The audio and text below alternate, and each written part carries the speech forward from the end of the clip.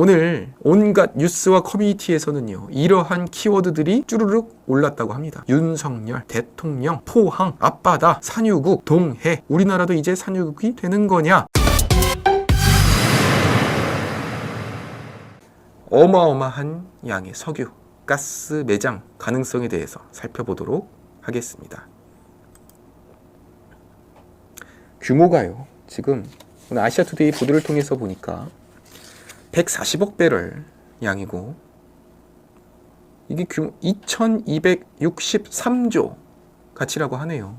그러니까 이 정도 돈이면은 지금 그 문재인 때 쌓아 올린 1000조의 빚을 다 갚고, 그리고 지금 민주당이 계속해서 주장하는 전국민 25만 원, 그게 13조 원이거든요. 한 번 뿌릴 때. 그거, 그러니까 1000조 빚 갚고, 그 다음에 전국민, 제가 볼 때는 한 2,500만 원씩 줄 수도 있을 것 같아요. 이거는 이러한 가능성, 희망을 봤다는 이러한 뉴스들이 정말로 지금 지쳐있는, 정말 이 목마름에 갈증을 메어 하던 그런 국민들한테는 기분 좋은 소식이 아닐 수 없습니다. 또한 이 동해 석유 가스 매장 예상 지역이 동해상에 있고, 그리고 이제 그 일본과 함께 지금 이제 같이 조사를 하고 있는 7강구와 달리 또 울릉도 근처에 8강구 이쪽에 지금 이제 유망구조 도출 지역이 나와 있습니다. 지금 민주당에서 최근에 조국혁신당 대표가 뭐 독도에 가지 않았습니까? 울릉도 독도. 우리가 울릉도와 독도를 지켜야 되는 이유가 뭐냐면 그 아래에 천연 자원들이 그렇게 많기 때문입니다. 그것이 가장 중요한 이유죠.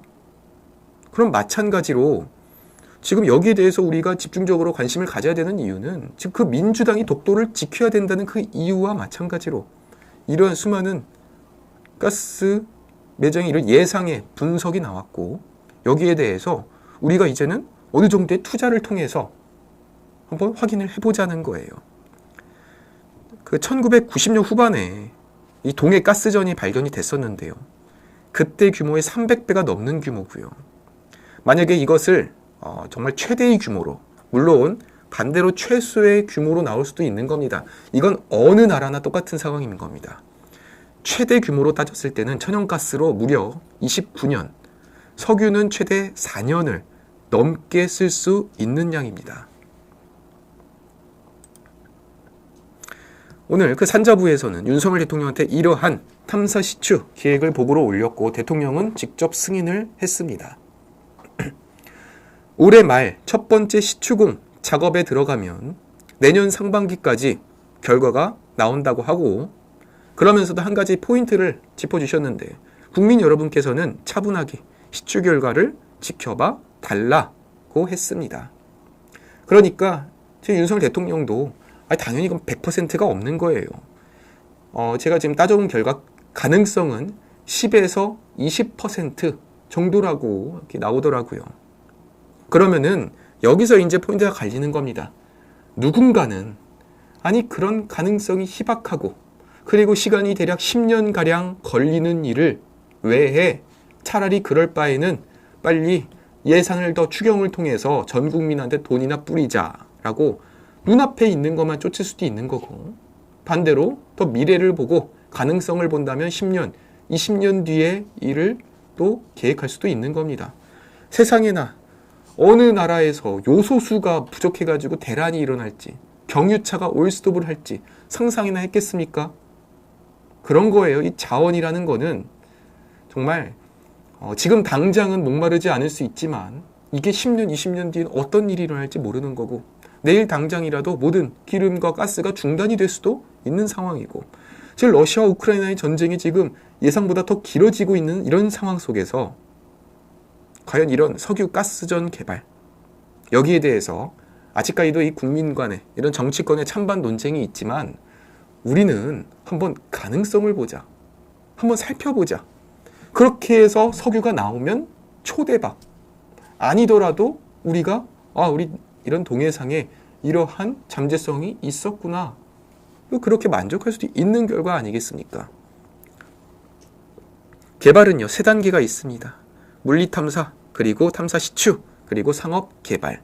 그 중에서 지금은 이제 물리 탐사의 과정을 거친 상황입니다.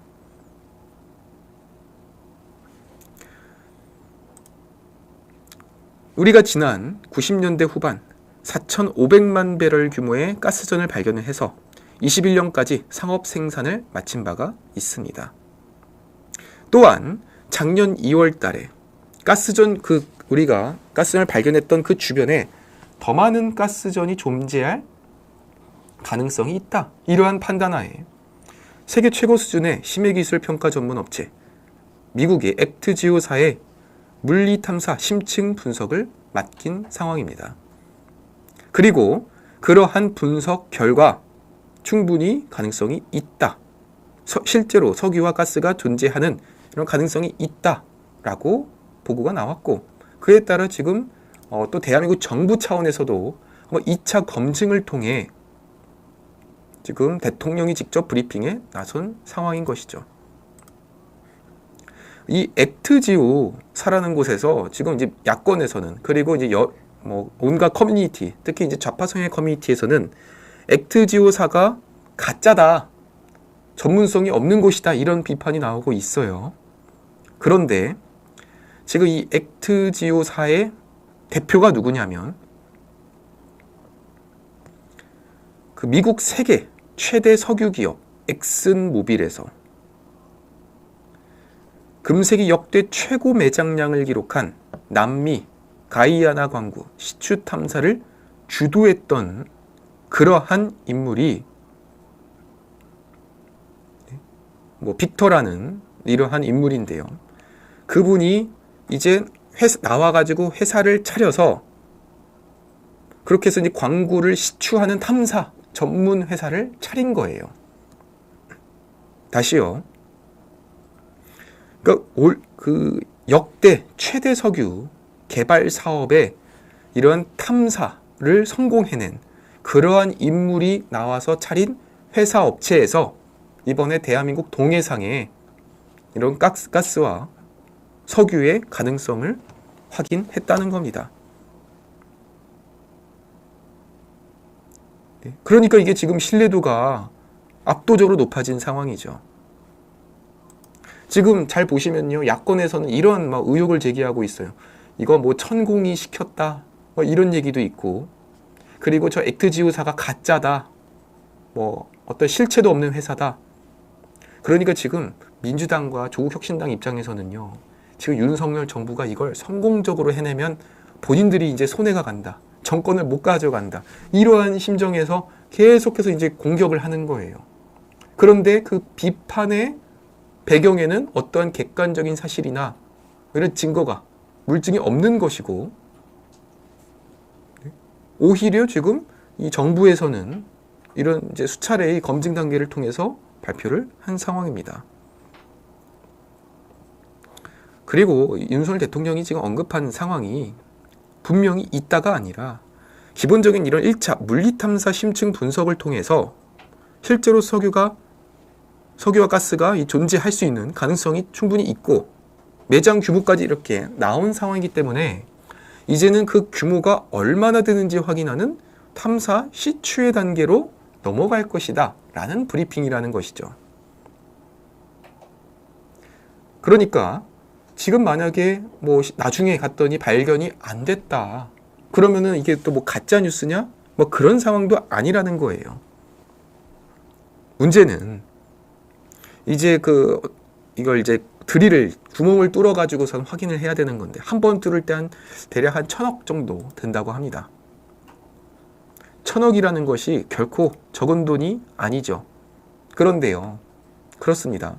우리가 그 전 국민 25만 원, 그게 우리 수중에 들어오면 얼마나 기분이 좋겠습니까? 그게 13조 원 규모예요. 심지어 지금 민주당에서는 전 국민 25만 원도 적다, 어떤 사람한테 35만 원까지 주겠다, 그러면 한 20조 원 들 겁니다. 20조 원의 돈은 괜찮다, 그렇지만 1,000억은 아깝다, 없으면 어쩌려고, 이런 얘기가 나오고 있는데, 시청자분들께서는 좀 어느 쪽에 힘을 실어주고 싶으십니까? 만약에 이 1,000억의 구멍을 뚫어가지고 기름이 나오지 않았다면 그것이 정말 이제 뭐 매몰 비용으로서 이제 뭐 버려지는 돈이냐? 이렇게 볼 수도 있겠죠. 그럴 바에는 차라리 전 국민에 돈 주는 게 낫지 않느냐? 그렇지만 반대로 만약에 그렇게 구멍을 여러 개를 뚫어가지고 기름이 샘솟는다면 그러면은 그때의 가능성은 정말 이건 평가할 수도 없는 상황이라는 거예요. 지금 우리 대한민국의 세계 최대의 기업, 최고의 기업인 삼성전자 시가총액의 5배 규모가 나온다는 거예요.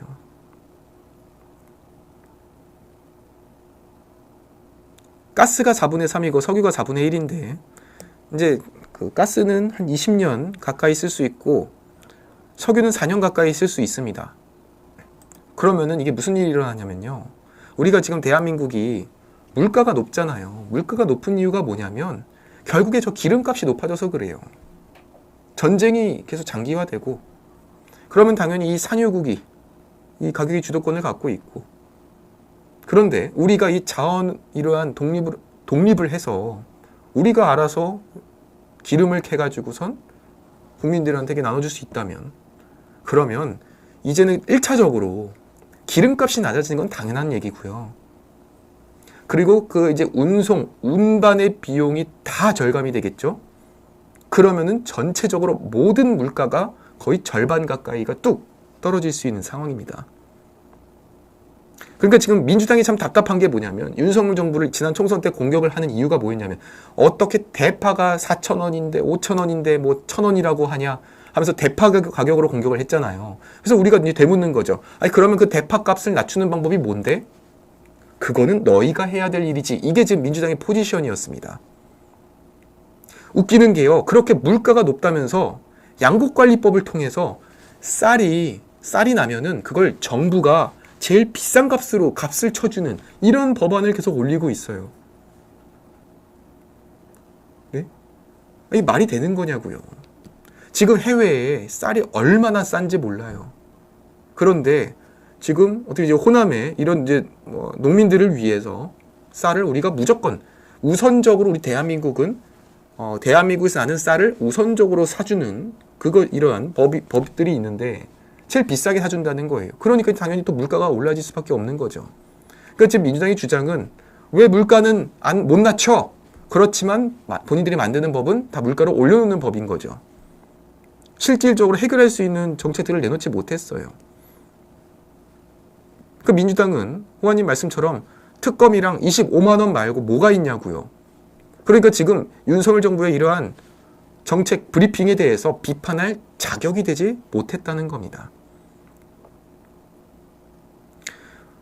이번에 이제 내년 초까지 확인을 해서 발견이 된다면 2027년 공사를 시작해서 35년에 상업 개발이 시작됩니다.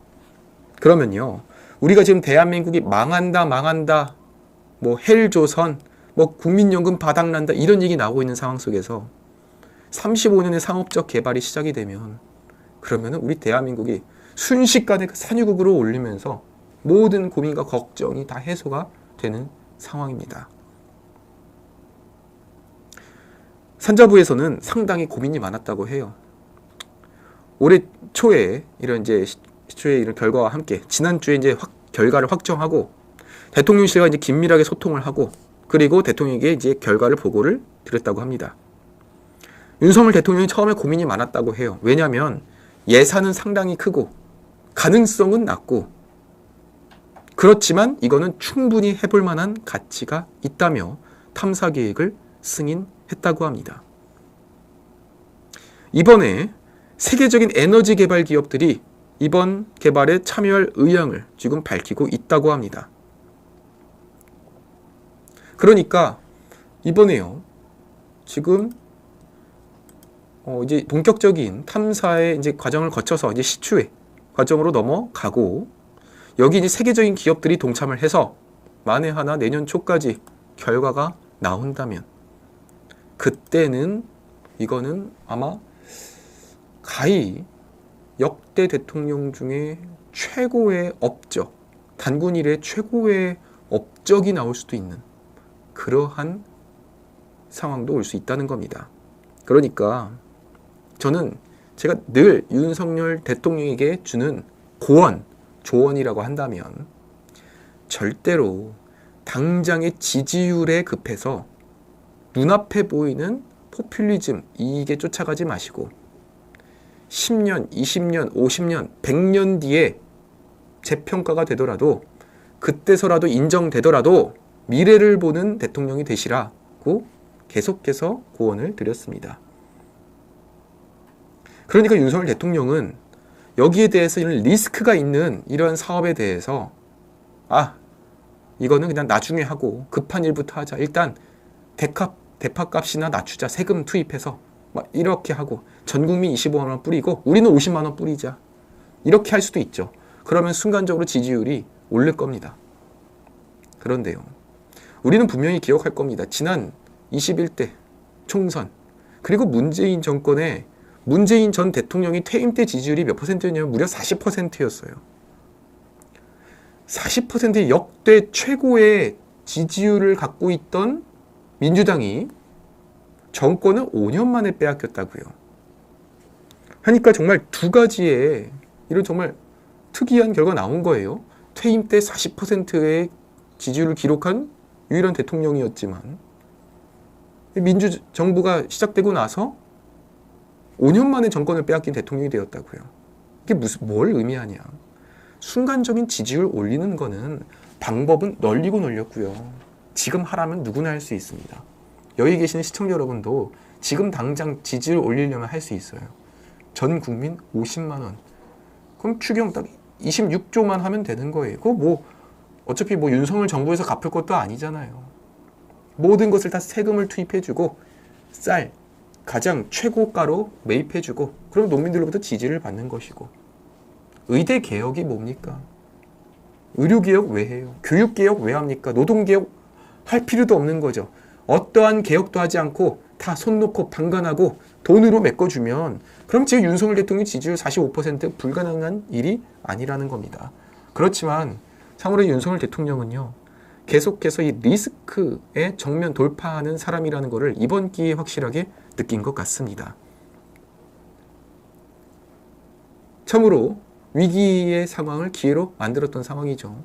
그 조국을 수사하면서 문재인 정권 때 조국이라는 민정수석, 법무부 장관이라는 사람을 수사하면서 위기의 상황까지 몰렸습니다. 추미애 법무부 장관으로부터 직무가 정지되는 이런 최악의 위기 상황에서 법원으로부터 이제 결정이 이제 바뀌어졌고 다시 한번 복귀를 하면서 재등판을 하고 그 다음에 본격적으로 검찰총장을 내려놓고 대권 행보로 가는 이런 순간까지 기본적으로 이 위기에 정면 돌파를 하고 그 위기를 기회로 바꿔보았던 그런 사람이라는 거죠. 그런 점에서 이날 윤석열 대통령의 이 가스, 석유가스, 산유국 이러한 키워드를 던진 것은 저는 상당히 이건 의미 있는 일이다. 이전에 그 김포의 서울편입과 같이 찬반이 분명히 존재할 수 있지만 그럼에도 이러한 찬반 주제를 정말 민생이잖아요. 이런 거는 명백한 민생이죠. 국가의 경제와 관련된 이런 민생 주제를 던져놓고 국민들이 이제 찬반을 하면서 토론을 하는 과정. 이런 것들이 정말로 의미 있는 이런 담론의 과정이 형성된 것이 아닌가 싶습니다. 오늘 온갖 뉴스와 커뮤니티에서는요. 이러한 키워드들이 쭈르륵 올랐다고 합니다. 윤석열, 대통령, 포항, 앞바다, 산유국, 동해. 네티즌들은 대통령이 직접 나설 정도니 아예 가능성이 없는 얘긴 아닐 거다. 제발 정말이길 바란다. 우리나라도 이제 산유국이 되는 거냐? 애초에 우리 대한민국이요. 산유국이 아닌 건 아닙니다. 지금도 우리 대한민국 산유국이긴 하는 거예요. 그 1998년에 울산 남동쪽 해상에서 가스전을 발견을 했고 2004년부터 그 가스전을 개발해가지고 2조 6천억 원 어치의 가스와 원유를 생산했었습니다.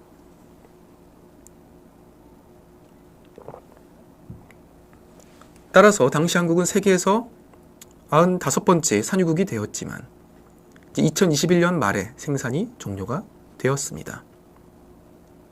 그러니까 이제 산유국이었지만 지위를 이제 잃게 되었는데 이번에 다시 한번 산유국의 지위를 회복할 수 있다는 것이죠. 그리고 또 여기에 대해서 비판의 여론도 있습니다. 아니 원래 그 7광구 한다더니 왜 7광군 얘기가 없느냐? 영일만 석유 얘기 예전에도 나왔던 거 아니냐?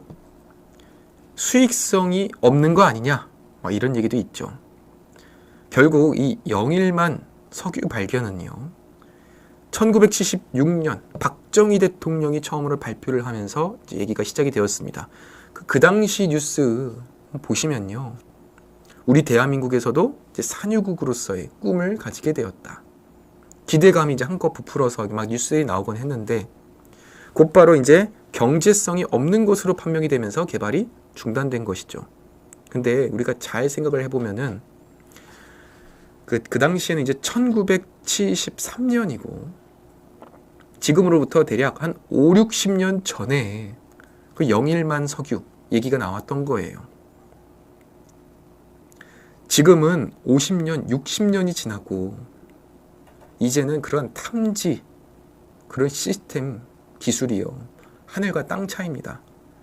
시청자들 잘 기억해 보시면요, 우리 스마트폰 나온 지 이제 딱 10년밖에 안 됐어요. 10년 동안 무슨 일이 벌어진 겁니까? 우리가 그 전까지는 핸드폰은 전화만 하고 무조건 인터넷은 컴퓨터를 했어야 되는데, 10년 전에 스마트폰이 나오면서 지금은 핸드폰으로 은행 업무까지 보는 시대가 되지 않았습니까? 그런데 이 석유 탐사의 경우에는 보다 더 이런 지능의 기술이 필요한 상황인데 지금 60년이 지났다는 겁니다. 그러니까 애초에 그 당시 60년 전에는 경제성이 없다고 판명이 돼서 중단됐던 이런 이 영일만 석유 발견이 이제는 보다 첨단화된 기술을 통해서 재확인이 지금 된 상황이라는 거고, 특히 이런 이제 탐사의 과정에 있어서 세계 최대의 이런 이제 석유를 발견한 그러한 그 인물이 차린 회사에서, 그러니까 전문성이 이제 보장이 된 회사에서 발견을 하고 보고를 했고, 우리 대한민국 정부에서도 2차적인 확인을 통해서 이거는 충분히 해볼 만한 사업이다, 그렇게 해서 대통령 보고가 간 이러한 상이라는 점을 다시 한번 말씀을 드립니다. 전두환 정부 당시에도 인도네시아 해저에서 한국 정부가 유전 개발에 성공했다가 또 생산량이 기대를 밑돌면서 개발이 멈추기도 했었고요. 그리고 이제 7광구, 영화도 나왔었던 7광구의 경우에도 일본과 공동 개발을 이제 추진을 하다가 이제 현재는 지지부진한 상황이었죠. 지금 이 7광구가 왜 이게 좀 이제 문제가 많았냐면, 원래 이 위치상은 한반도보다 일본 열도에 가까운데요.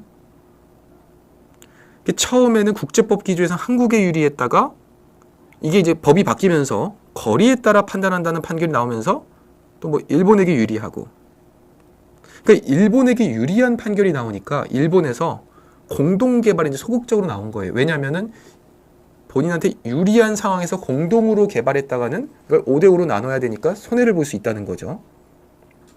그런 점에서 이제 7강구의 경우에는 좀 이제 국가적인 이런 문제가 이제 겹쳐 있다는 거고, 그런 점에서 이번에 이 8광거를 비롯한 이번 이제 도출 지역은 오히려 더 그런 이제 뭐 국가적인 문제도 없고 우리 대한민국이 오롯이 가져갈 수 있는 상당히 의미 있는 이런 상황이라고 볼 수 있겠습니다.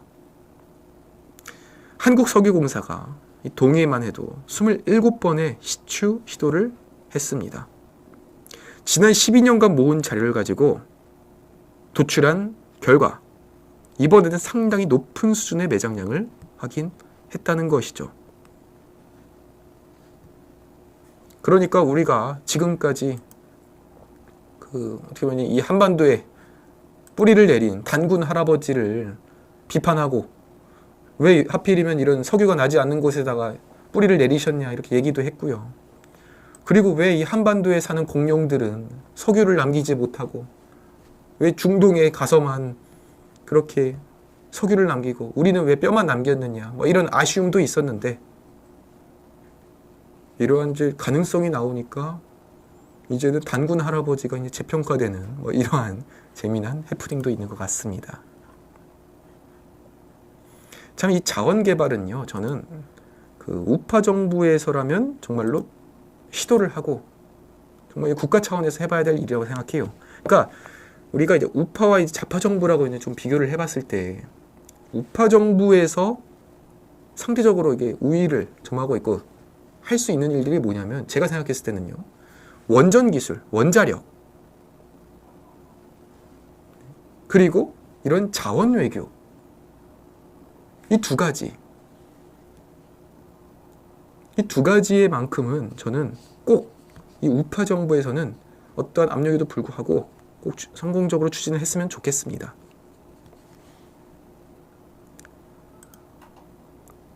이번에 이제 국민들이 이제 조금 의아해하는 게 뭐냐면요. 아니 왜 갑자기 6월 3일 뜬금없이 이런 얘기가 나와? 막 이렇게 의아해 하시는데 원래 이게 좀 된 얘기입니다. 2024년 2월 달에 나온 이제 소식인데 한국석유공사가 동해상에 석유 구멍을 이제 24개를 뚫어가지고 탐사 시추를 계획한다는 얘기를 올해 초에 이미 보도를 통해서 다 나온 얘기예요. 이 당시에는 가능성이 10%였고 지금은 이제 가능성이 20%로 높아졌고요. 그리고 이게 이제 1공당 성공률입니다. 그러니까 이게 여러 개를 뚫을수록 가능성이 높아지는 거죠.